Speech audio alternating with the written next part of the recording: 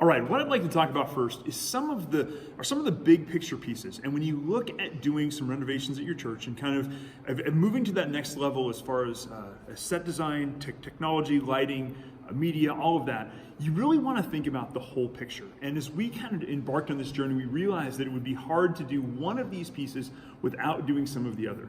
We had initially just had a couple of lights in the church, and it was really difficult because the stage was very dark. And when you look at a lot of the reasons behind this, you want people to be able to see the folks who are on the stage. And right now, there's a couple of lights on me from the front, and then as you can see, there's some backdrop lighting as well. And so all of this works and really has to be designed to improve the worship experience, to improve the experience of people encountering God, to improve the ability for people to hear the pastor, to hear the message, and to be able to engage.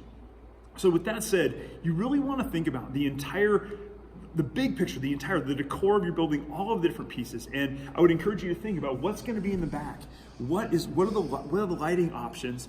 And thinking about it as how do you work with all of the pieces together? How do we use the light to the best effect? And we had a lot of different ideas, and we ended up going with some fairly simple things that would allow us the maximum creative flexibility within this process. So as you think through it, you're thinking about what are we gonna do with the sound? What are we gonna do with the lighting? What are we gonna do with our stage design? But also, how does that tie into our building, and how does it really tie in to the mission that God has called us to do? To make sure all of those things are in alignment, and when folks come and they experience, especially something on a Sunday morning, that the experience feels consistent and that it's a thing that they would want to come back to.